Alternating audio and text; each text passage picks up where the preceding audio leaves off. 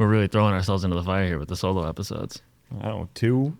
Just because we did 2 in the last month? Well, how many did we do in the in the 4 months before that? Well, maybe if there was somebody else reaching out to guests. Why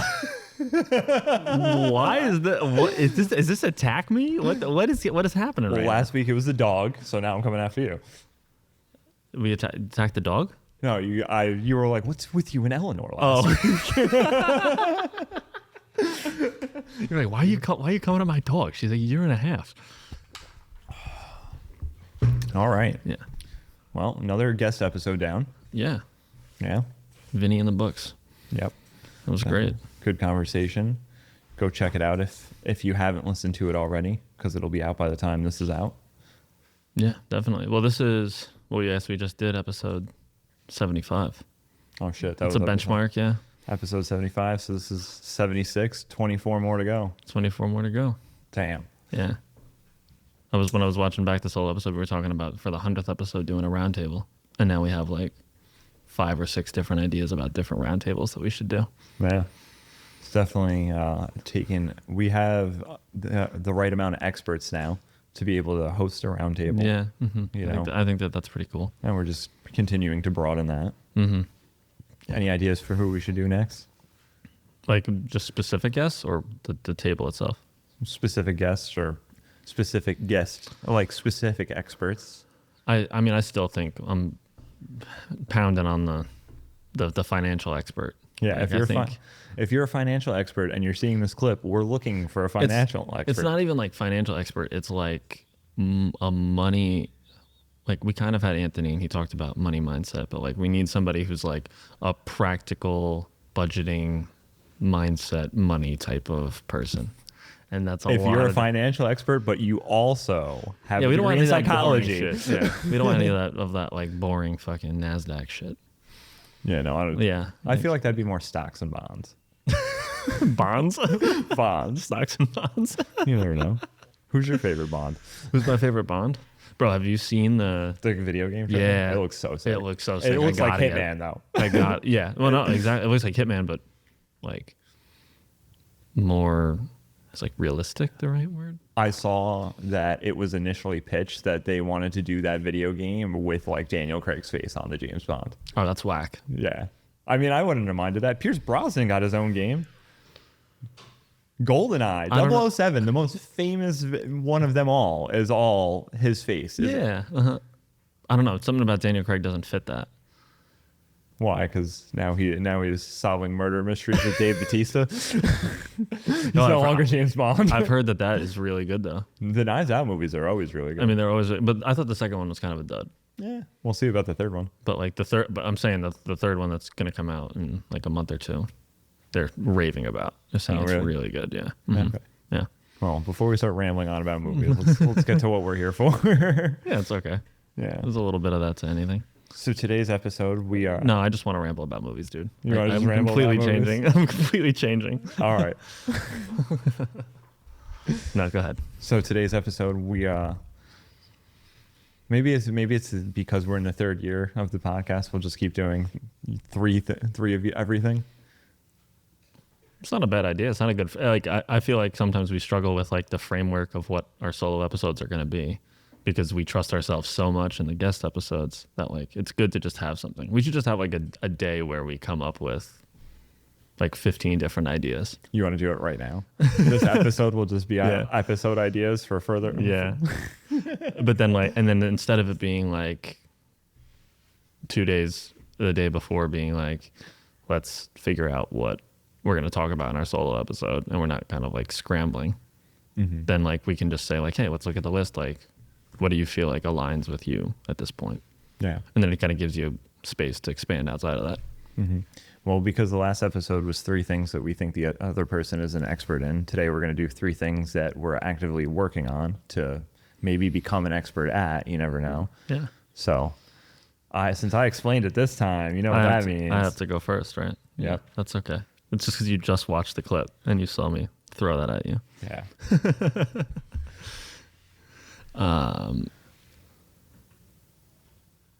Are we defining it as things that we're actively working on or things that we're trying to get better at too? Right? It could be both, right? So, I mean, I guess that's kind of a combination of both of them. Right, But yeah. what were the three things? I don't mean to be on my phone. I'm just going to look at what I touched on. No, it's when okay. I can texted go. you. I have my three in my head. And I think it's funny that it was a big theme in the episode that we just recorded with Vinny. But the thing that I'm working, I'd say like the most out of the three things I'm going to say is being present. Mm-hmm. Like taking stock of where you're at, being able to pause, not rushing everywhere. And why I say like, because I feel like every day I'm trying to figure out different ways that I can actively pursue that. And the way that I'm trying to do that the most right now is by just when I catch myself in the middle of something hectic or stressful, or even like the opposite of that, like a really nice moment, or, something that I've been looking forward to, is to take stock of being there in that moment. Even if that just means like taking one breath, closing your eyes and saying like, I'm here right now. I shouldn't be worried about work in 3 days, and I shouldn't be worried about,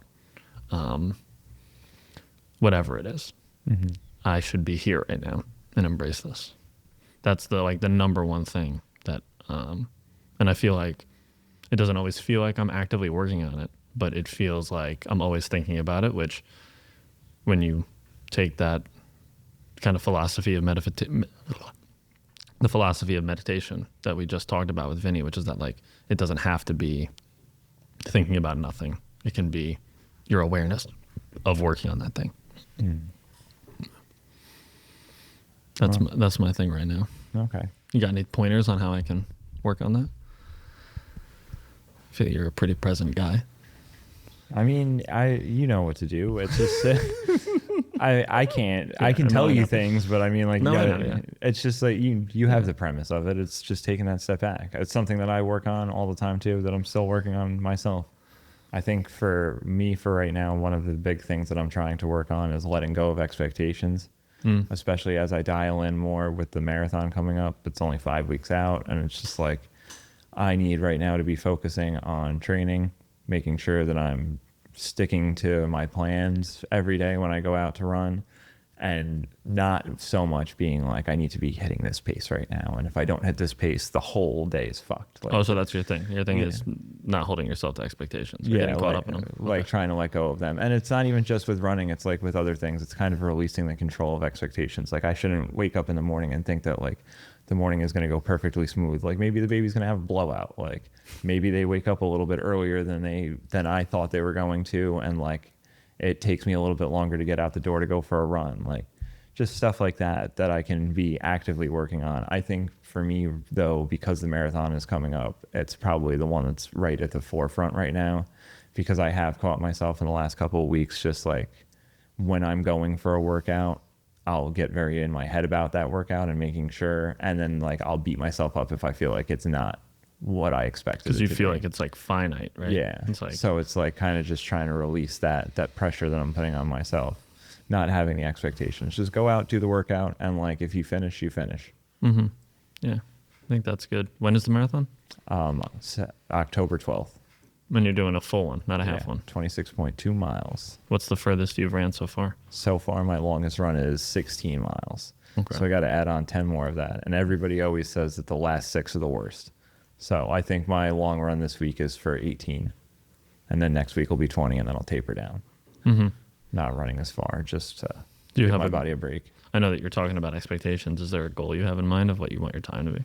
I was going for sub 3:30, so under 3 hours and 30 minutes. But I think finishing is the actual goal, and just being happy with that. Like, it shouldn't be less of an accomplishment because I didn't hit that time. I was thinking about that while I was running this morning. I was like, maybe I'd be okay with anywhere from like 3:26 to 3:56. And I'm like, well, why do I need to be okay with that? Why can't I just like... It's also like, yeah, I mean, I think that a general progression for doing a marathon would be you can finish one first, and then you can worry about your time. Yeah, which Right. is what most people do. But Yeah. we're just going to skip that. Interesting. Yeah. So what's your second thing? Where is that though? It is. It starts in Albany. It's the Mohawk Hudson River Marathon. Okay, So it's a point-to-point race. So you start, and then you start in Albany and run your way down. Oh, okay. Oh, wow. Interesting.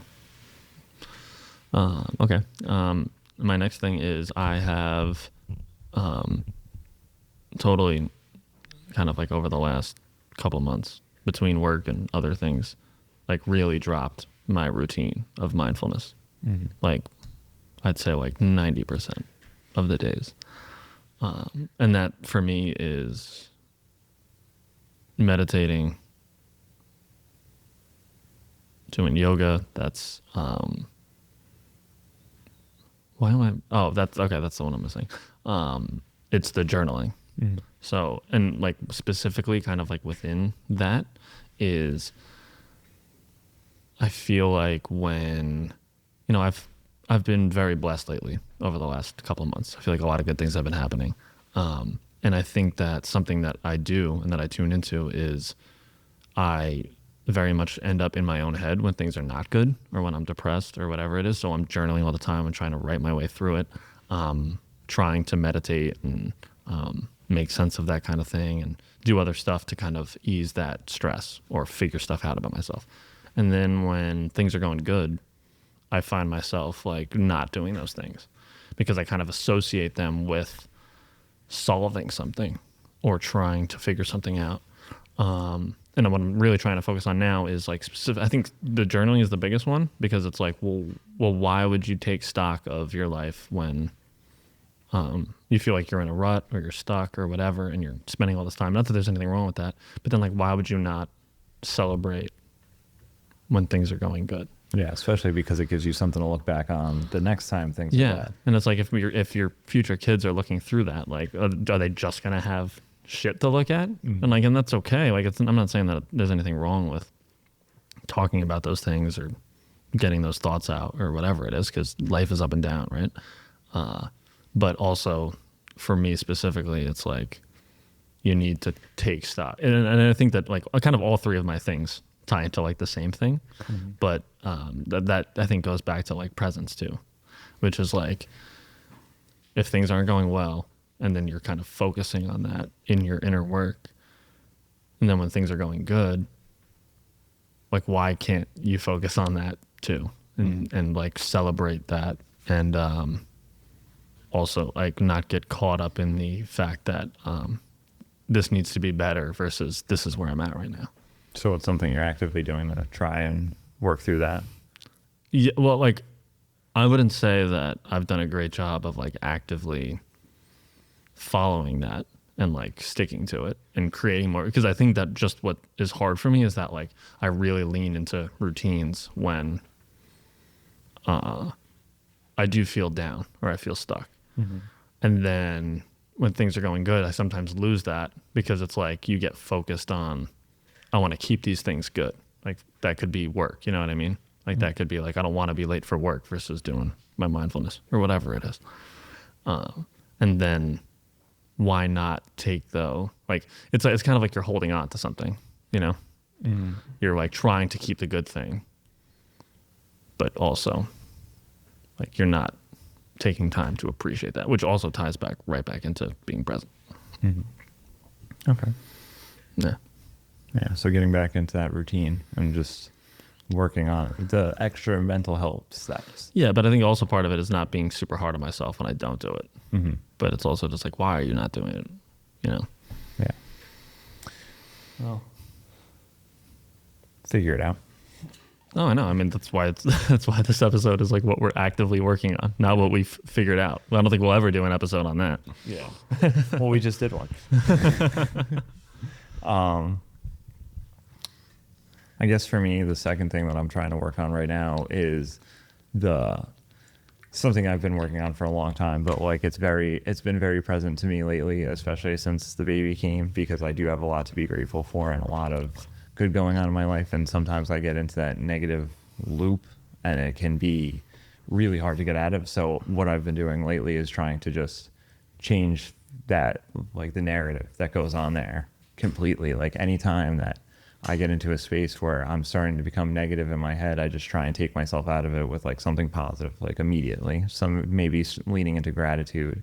So probably being more into gratitude is what I'm actually trying to work on, and leaning into that, because there was a point in time where it was like how I started my day every day. Yeah, I remember that. And somewhere along the line, like my routine has changed quite a bit since when I first started doing like having a morning routine to where it is now. And I think that was like one of the bigger, more essential ones. And I didn't realize it for a very long time, because I think it's very easy to just be like, okay, I'm going to write down these positive affirmations and try and change my thoughts. But like, if you're not sitting there and being grateful for the opportunity to actually do that, it becomes a little bit more challenging to do. And if you're not taking time to be grateful for the things that you do have in that moment, it becomes even harder to be positive. You know what I mean?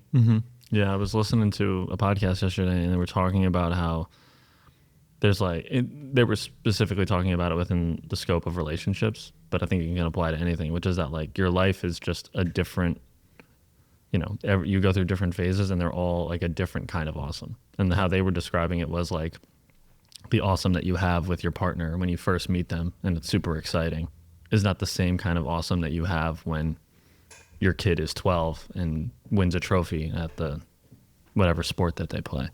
And I think that was like that's where you're at right now, which is that like there was a point where what was awesome in your life is the routines that you were doing and the consistency and sticking to stuff like that. And now you kind of, with other things and factors around you, you have to find a different kind of way to embrace that and be grateful for it, while also recognizing that things are different. Yeah, because I'm realizing now, I've been thinking about like what is different from when I felt like supposedly happier than to right now. And like it always just comes down to routine with me and how much I'm sticking to that routine. And I think gratitude was such a big part of it, starting the day with just 5 things that I was grateful for and writing that down. This way I was putting the pen to paper and like making it feel like it was intentional. You know what I mean? And as things happen and things change, I've dropped them off, and then you go back and you get stuck in that thought where you're like, well, how were things when everything seemed better? And trying to just not what was better about that? Yeah. I mean, I don't know. Exactly. Yeah. Other than the fact that I know that I was leaning into that a little bit more. Yeah. But, it's cliche to say, but it's kind of like that, like where you're at now, even like a year ago or a year and a half ago, like you prayed for what you have right now, and sometimes we get caught up in getting the next thing versus being grateful for the fact that like, yeah, there was a time when like I couldn't even picture myself being in a healthy relationship and a healthy child, Yeah. And then here you are now, and then just like, well, where else is the fun stuff? What do you mean? Like, you would have died for this a year ago, right? Yeah. Yeah. So what's your last thing? My last thing is the toughest thing to talk about, but it's that, and I think it comes from, like, I think it's something to do with like. I'm glad you saved your toughest thing to talk about for last too, because so did I. You did? Yeah. Oh, okay, cool, good, all right. And I think it's something that comes from childhood, and with my birthday being around the corner, I think it's something that I always notice like this time of year, but that like I've really tried to be like more aware of as of late, and it's the fact that, and I mentioned that there's kind of like a theme running through these, but it's like that things have been going well lately for me. At least I would say, like in the grand scheme of the decisions that I've been making over the course of my life.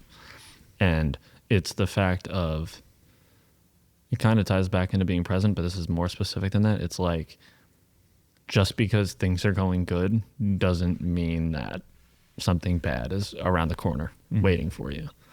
And I think that that's the thing that, like, because it's that thought of like gripping onto, like somebody good comes into your life, or things are going well at work, or you get a really good opportunity, or you're getting along really well with your family, and then you're just like waiting for the other shoe to drop. And I've talked about it on this podcast before, but like I love that joke that Gerard Carmichael does about 9/11.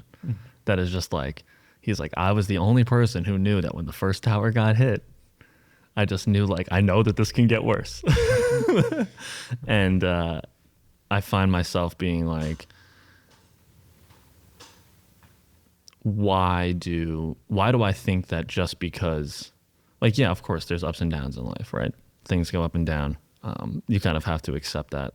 But also, like, it doesn't have to be like this thing that, like, okay, well, I've checked these boxes and these things are going good right now, so I'm due for a, right? Mm-hmm. It doesn't mean that you can't embrace that. And, like, yeah, you can be prepared for those things. And that's kind of just like what life is. But do you want to spend the time where things are good preparing for when Something. the second tower gets hit? Right? I mean, I feel like there's other ways to look at it too. Yeah. That was like, you could expect something bad to happen, but does it have to be, in the grand scheme of things, as bad as all of the good that's going on? Like, maybe you could just get a parking ticket, and then you look at it and you're like, well, a lot of shit has been going really well for me, so I guess I'm due for this. Mm-hmm. And it's just something as minuscule as that, and compared to, like, everything's going really well, like, this relationship is due to crumble. Yes, exactly. Yeah. Mm-hmm. And it's just like, yeah, I've never gone like 2 years without getting into a huge fight with my mom. Like, we're obviously due. Yeah. But I have control over that. Like, what, like, you know, like, it doesn't have to be that way. Mm-hmm. Yeah. So that's something that I find, because all it does is, going back to my first thing, which is that, like, it just takes you out of the present moment. Mm-hmm. It allows you, or it takes away from the fact that it not only does it take away from the fact that you're not giving yourself credit for how far you've come or what you've accomplished, or but it also just takes away from, like, being in that and showing up for the people in your life if you're worried that something is going to happen that, by the way, like, is totally out of your control anyway. Yeah. Don't worry about stuff that hasn't even happened yet. Yeah. Yeah, exactly. That's wasted energy. That's ridiculous. And it goes back to that, like, gripping onto, oh, I have these good things, so if I fall off course by 0.1%, it's all going to crumble and I'm going to be left with nothing. And it's such a silly way to think, you know, especially when I look back at my life and what I've built. Where do you think that comes from? I think that it, like, I was thinking about this the other day because I was like, I've never really, like, unpacked. You think it was that throw home from Lucas Duda? No, I already had lots of bad habits by that point. No, but I genuinely, like, I was, like, really thinking about this the other day, and it kind of, it sounds silly, but, you know, I was talking with somebody about, like, my birthday and how, like, I don't do much on it and how I feel weird, like, being celebrated and stuff like that. And I think that there is something in there that comes from the fact that, like, in a way, I think I felt like, as a kid, I felt like a little cursed because that was my birthday. Mm-hmm. And that's what people remember about that, right? And it's just like, it's the one day of the year, and, like, I'm not downplaying what happened or anything like that, you know, but I think that there was something on that day that was like, what about me? Mm-hmm. That, like, the most catastrophic thing happened, and you're wondering, what about yourself? Because you're a kid and you don't really fully unpack and understand stuff. I was fucking 9 years old. Yeah, at that point, 8 years old or whatever. On everybody's birthday, cupcakes are coming in the schools. Yeah, exactly. And then so I think that that something from there ties over into all sorts of other stuff, which is that, like, I don't want to be seen because there might be something else happening that's more important than me. And, like, in a scenario like that probably is more important, but it doesn't mean that it has to carry over into my whole entire life. Yeah. Right. So I'm still very much trying to, like, unpack that and figure that out and, like, give myself the ability to, like, deal with that versus just saying that, like, this thing happened and, like, you don't have a right to worry about that because a lot of other people got hurt. Yeah. Right. It's kind of like the downplay of, oh, I may have had parents who were divorced, but other people didn't have parents or had parents that beat them up or whatever. Imagine if you were born on Good Friday or the day before, whatever. I don't think that would have mattered. I think it's a very unique scenario. That's the thing, right? Like, right? Like, I think having a birthday on Christmas is better than that. Yeah. But it's what it is, right? And like what Vinny said, it's like, it's your responsibility to deal with it. and to take that on. So that's my. I know I said that the first one was like my big, but probably not. That's probably, but they're all kind of tied together. Yeah. It's and it's something that I try to unpack because it's like I feel like it's very much something that I shoved down for a while, and it's weird at about to be 33 years old to be like, what about my birthday, or whatever it is. But I know it's deeper than that. It has nothing to do with that, and it doesn't have to be something that's like I look down on myself for. Oh. I threw you a nice surprise party one year. Yes, you did. It might have been drug infused, but there was lots of drugs at that one. My dad was at that one. We were like doing coke in the bathroom. Happy birthday. Happy birthday. All right, Dad, you can go now. I'm trying to get an 8-ball. Oh, well, that'll make my... But that show right there shows growth, right? Yeah. I mean, this is going to make my third one sound crazy now. Because we were just talking about that. Because I was going to say that my third one is trying to lean more into faith. You know? Yeah. For real.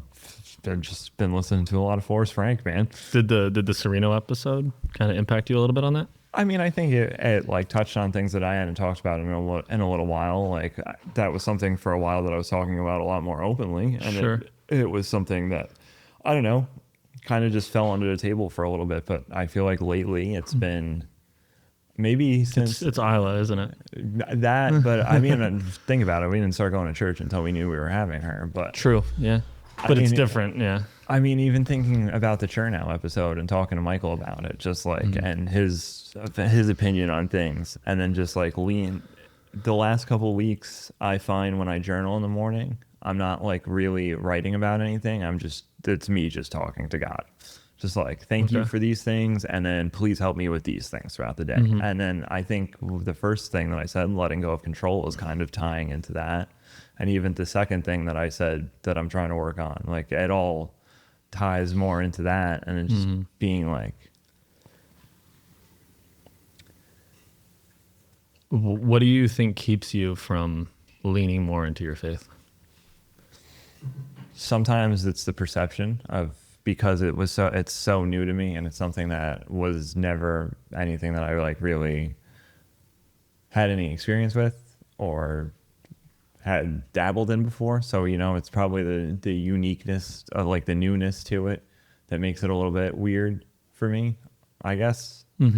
Like you don't feel like you know enough, or you feel like when you go to church, like you're an outsider? What is that? No, it's more of like because of how I was raised and like the opinions around it as we grew up is just like, you know, you went to church. Of course school, I know. Yeah. So like you like. Well, I'm interested in finding out why you feel that way, because we had very different upbringings, but we seem to still have like a stigma around like, is it weird to lean into that? Yeah, I mean, I think it's because it's like the same thing that you went through, but just from the opposite perspective. It's just like, you're going to be the weird church kid now, and it's not. Yeah, it's not even. It's not even necessarily that. It's just like that. I mean, I guess it is that. It's just like if 9-year-old me is in there still like you were making fun of kids who were going to church or whatever it was, or you were looking down on them, or you thought it was weird because your family thought it was weird or whatever it was. And then now you're trying to find solace in that,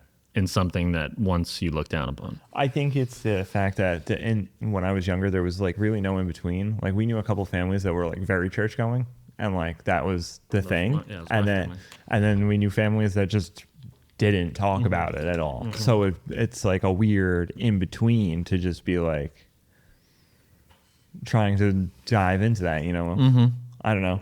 No, it's I don't think like nobody knows that better than me, for sure. That because it's like, for even a while, I felt like I didn't even necessarily think that it was weird to like go to church, or like I would say that like I thought it was weird for people to even be interested in that mildly because of the way that I grew up. I was so against it, and I was like, so like, that's for losers. That's I mean, like I'm not going to sugarcoat it. Like I felt you rely upon some other higher power, something that you don't know, right? and I would definitely wouldn't say that I'm completely on the other spectrum of that, where like I'm super faithful and I'm going to church every weekend. But I have come around, like, to me, it was even foreign to just say, like that, it's okay with me that you pursue that and that you get meaning out of that. Sometimes it feels weird to just like talk about it because I feel like I never heard people talking about it. It's kind of exactly how You should come over to my mom's for dinner one night, bro. Yeah, she'd love that. Yeah, we'd have a very nice conversation. I mean, I feel like it's kind of like how when we started this podcast, you know, it's like, okay, we're just gonna go talk about like what's going on with me emotionally, like out in public. You know? Like, yeah, fucking weirdo. Because we for a while we were like, people who do that are fucking weird. Yeah. So now to think about it from the aspect of talking about religion and faith and believing in something, it feels a little bit weird because it's still trying to lean into it, you know? Yeah. Exactly. But I do think and believe that like it'll be better off for me. Like that will give me a little bit more purpose and fulfillment, you know? And just, it also takes off the burden of what, like the pressure that you can put on yourself through life, because I can just be like, he's got it. I'm just gonna, I can only control what's controllable for me because that's what he allows. Yeah. It gives and you, then he'll take care of the rest. It gives you like an outlet for like the questions that you have, or like, why is this, like the things that are out of your control, right? Is like it, you know, and for some people it works that way, some people it doesn't, but it gives you a trust in, you know, some people call it the universe, some people call it God, some people call it something completely different, but it gives you an ability to say that, like, I know that everything that happens to me is not, it might be meant for me, but it doesn't mean that I have like power over it. Yeah. I feel like I've gone through a lot of changes in my life, especially in the last couple of years. And then to just be like, you know, maybe it's not me changing these things. Maybe it's just happening through me right now because like that's what's intended. I've been thinking a lot about, I loved that, the way that, because I did it double time because he talked about it on our podcast and then he talked about it in the content session that I was editing. But it was talking about how people think that repentance is like saying sorry and like what's the right word, like making it better for what you've done, or admitting that, and that really the actual definition of it is like changing in your mind how you feel about it. So I'm curious if maybe you have something with your faith that's just like, I've reconciled all these things within myself to, you know, feel like I'm a good dad, feel like I'm a good friend, show up for my family, pursue things that I want to pursue. But because there's like this overhanging thing with faith that you feel like I can't make back that up what I spent the first 30 years of my life doing, or whatever it is. Yeah, I mean, I think right now I'm moving through a time where it's just like,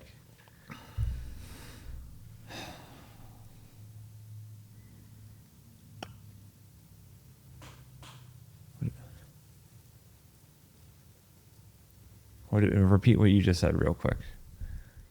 Like, I'm wondering if you've reconciled these things with yourself and you've made peace with that, and you know that you're making changes, but that the like overwhelming power of like what religion is or how it's been portrayed to you is harder to kind of conquer because you know yourself really well, but you don't necessarily know that area well. See, I feel like it's more like I know that I can go about changing things and making and like trying to instill a change and make my life seem better, or however you want to interpret that.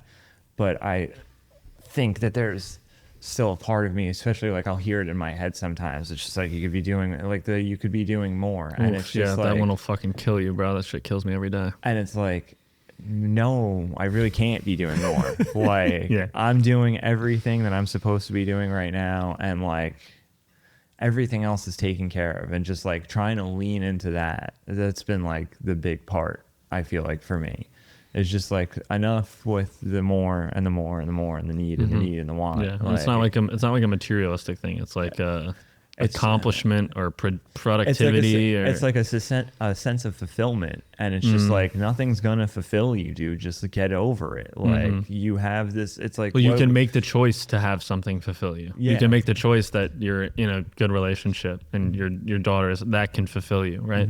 You can go over to your parents' house on Saturday night for dinner, and that can fulfill you. Yeah.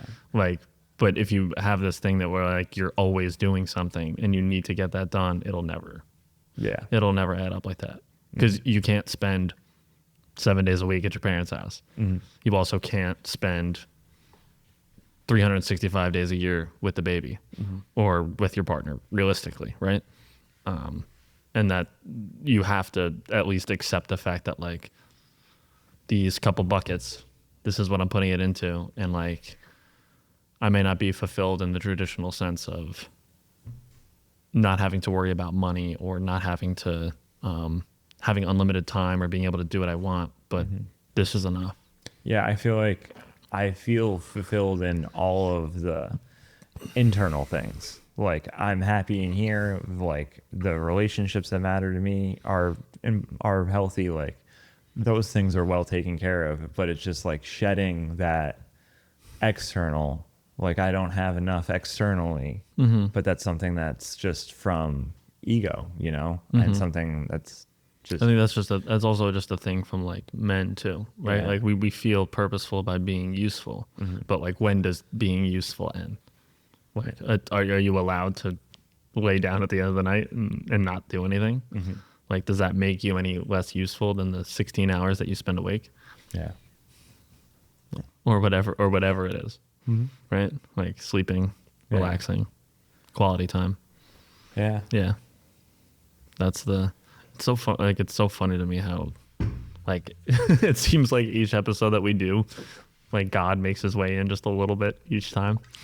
or maybe it's a sign, man. Yeah, exactly. Maybe it's well, a no, sign. that's what I mean. Yeah, Yeah. Exactly. Right. It's, I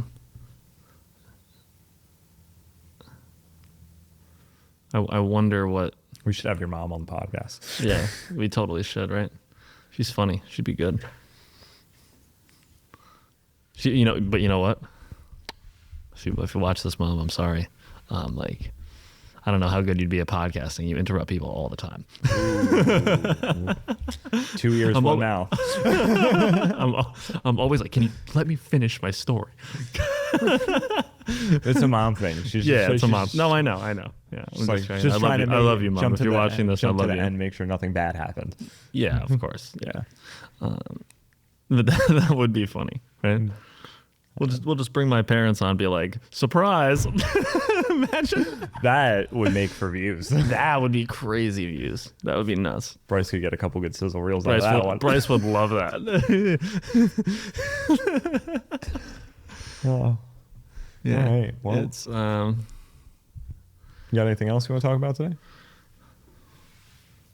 No, man. I mean, it just I think we were kind of worried about doing these solo episodes for a little while because it suddenly all became on us, right? The content of the episode, but I really like the way that they're coming together. Yeah. I feel like we're able to have equally as important and meaningful conversations as we did when nobody was around. We were sitting on your parents' deck or in my apartment. But I also do think that it's great for us to have structure and a direction, because then I think that allows us to breathe and like work things out.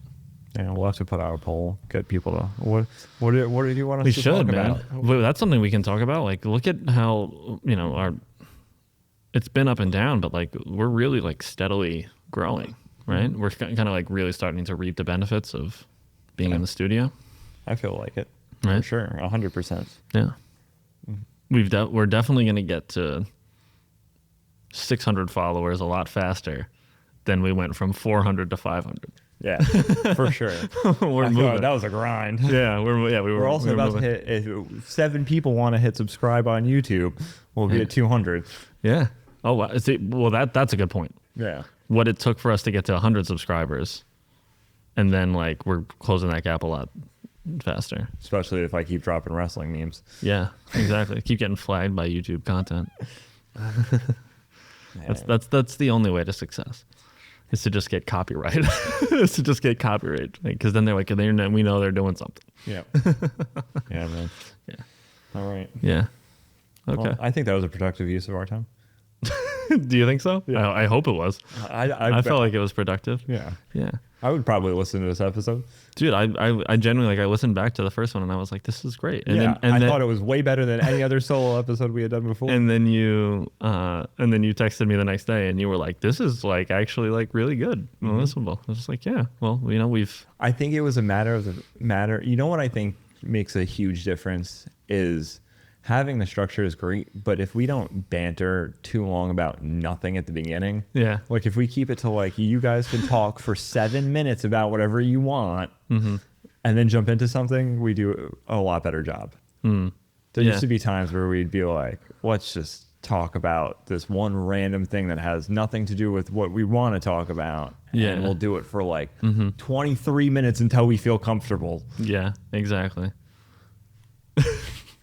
I just think about like the 2 or 3 minute long pauses that we'd have in our episodes in like the beginning. I never used to listen to our older episodes until they were at least 15 minutes in, because I knew nothing happened before that. Like when I would make clips, I just skipped till the 20-minute mark. Yeah, and now I feel like a lot of our clips come from the beginning because we're so focused on like, asking the right questions to the guest. Yeah, absolutely.